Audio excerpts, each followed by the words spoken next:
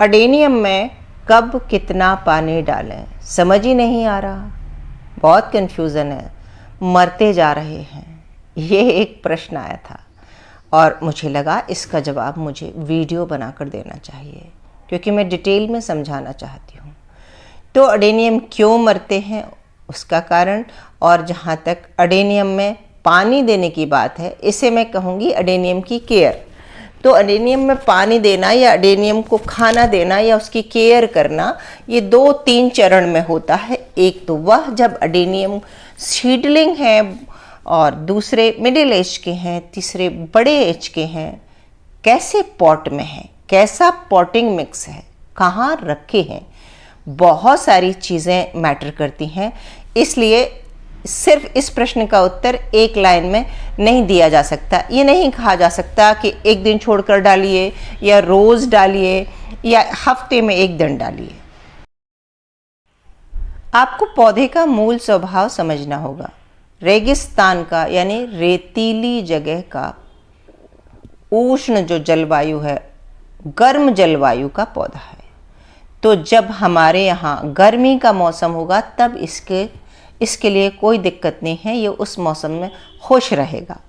लेकिन गर्मी में भी आपको ये देखना होगा, अगर छोटा पौधा है तो दूसरी केयर होगी, बड़ा पौधा है तो दूसरी केयर होगी। इसने अपने कॉडेक्स में ढेर सारा पानी इकट्ठा करके रखा है।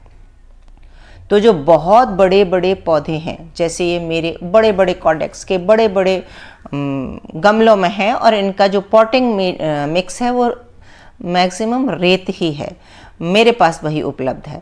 तो अगर सिंडर में लगे हैं तो सिंडर में पानी बिल्कुल भी नहीं रुकता, तो आपको गर्मियों में शायद रोज़ पानी देना होगा। लेकिन अगर ये रेत में लगे हैं तो इतने बड़े पॉट में हम 2 दिन छोड़कर भी दे देंगे, 3 दिन छोड़कर भी दे देंगे तो चल जाएगा, क्योंकि इनके कॉडेक्स बहुत बड़े हैं और ये पानी स्टोर कर पाते हैं। लेकिन 3 दिन बाद जब हम पानी देंगे तो हम इतना भरपूर पानी देंगे कि नीचे तक, जड़ों तक पहुँचे और नीचे से एक्स्ट्रा पानी ड्रेन हो जाए। अब आ जाते हैं इन्हीं अडेनियम के बच्चों पर। ये छोटे छोटे बच्चे हैं, और बच्चे भी एक उम्र के नहीं हैं, कुछ एक उम्र के हैं, कुछ उससे थोड़े बड़े हैं। और यही बच्चे जो एक उम्र के भी हैं तो अलग अलग बर्तन में लगे हैं। ये देखिए चपटी ट्रे में लगा है, इसकी ट्रे की ऊंचाई मुश्किल से 2 या 2.5 इंच है। ये ग्लास में लगे हैं तो इनको अच्छी गहरी मिट्टी मिल रही है। तो ग्लास वालों को अगर हम एक दिन छोड़ के भी पानी डाल देंगे तो नीचे तक की मिट्टी इनको गीली मिल रही है और वो आराम से चलेगा। इनको बहुत प्यासा नहीं रख सकते, क्योंकि इनके कॉडेक्स बड़े छोटे छोटे से हैं, पानी स्टोर करने की क्षमता ज़्यादा नहीं है इनमें। लेकिन अगर हम ज़्यादा डाल देंगे तो ये भी है कि ये बहुत छोटे, इनमें पत्तियां कम हैं, तो ये पानी को इवोपरेट नहीं कर पाएंगे। पानी हमेशा पत्तियों से इवोपरेट होता है। जिस पौधे में ढेर सारी पत्तियां हैं वो तो आप पानी ज़्यादा हो भी गया तो पत्तियों से बाहर धूप में निकाल देगा। लेकिन यहाँ तो पानी इवोपरेट नहीं होगा। आपने डाल दिया, ग्लास गहरा है, तो अगर गहरे बर्तन में लगे हैं और अगर कहीं मिट्टी थोड़ी ऐसी है जिसमें आपने कोकोपीट डाल दिया है, या सीडलिंग में कई बार लोग डाल देते हैं, या जिसमें जो पानी को पकड़ती है, रोकती है। देखिए मैंने तो ट्रे में रख रखे हैं ये, जबकि ट्रे में रखना नहीं चाहिए, पर मैंने रखे हैं क्योंकि मैं मेंटेन कर पाती हूँ। मैं पानी सीमित देती हूँ। ऐसे पौधों में एक दिन छोड़ के एक दिन दे देंगे, साथ में उंगली से मिट्टी कुरेद के देख लेंगे। अगर बादल पानी हो गया है, कुछ मौसम ऐसा है, धूप की डेंसिटी कम है, तो हम एक दिन लेट दे देंगे। ध्यान रहे, अगर पानी लेट दे दिया तो बस पौधे की ग्रोथ स्लो हो जाएगी, लेकिन वो मरेगा नहीं। लेकिन पानी जल्दी से ज़्यादा दे दिया तो वो मर ही जाएगा। तो एक तो मोर वाटरिंग से मरते हैं, और दूसरा शिफ्टिंग के समय कहीं कोई टच खरोंच लग गई, इसमें फंगल अटैक बहुत जल्दी होता है। तो आपके जो अडेनियम मर रहे हैं वो ज़रूरी नहीं कि मोर वाटरिंग से मर रहे हों, फंगस से भी बचाना है। और उसके लिए सबसे अच्छा तरीका है कि साफ नाम का फंगिसाइड मैं यूज़ करती हूँ, वो आप रीपॉट के समय करें। रीपॉट से संबंधित जो वीडियो देखना है तो मेरे चैनल पर जाना, मेरी प्लेलिस्ट देख लेना, अडेनियम केयर पूरे वीडियो देख लेना। ये थोड़े बड़े बच्चे हैं तो इनके गमले थोड़े बड़े हो गए, ठीक है ना। अगर यही गमले और गहरे लंबे होते तो फिर इनको और नीचे तक की नमी मिल रही है, तो वही नियम लागू होगा कि इनमें हम पानी 2 दिन 3 दिन बाद भी दे सकते हैं। अभी मैंने रिपोर्ट किया है और मैं एवरीडे पानी दे रही हूँ। जब आप बहुत सारे एडेनियम लगाएंगे, कुछ मरेंगे, करते करते आपकी आँखों को इतना अभ्यास हो जाएगा कि पौधे को कब पानी चाहिए। और मिट्टी से, मिट्टी खरोंच के देख लें, थोड़ा कर लें। अगर ये रेत है, बिल्कुल ड्राई है, हल्का सा भी मॉइस्चर है तो पानी मत दीजिए इसे, क्योंकि इसका भी कॉर्डेक्स थोड़ा बड़ा है। लेकिन बिल्कुल छोटी सीडलिंग है तो उसको मॉइस्चर चाहिए। अब ये देखिए और भी मोटे हैं, इनको अगर मैंने ना गर्मियों उसमें सर्दियों में तो पानी बंदी कर दिया था इनका, और थोड़ी कम गर्मी में अगर मैंने इसको 15 दिन भी पानी नहीं दिया तो इनका कुछ भी नहीं बिगड़ा, क्योंकि इनके पास पानी की टंकी है पूरी अपने पास।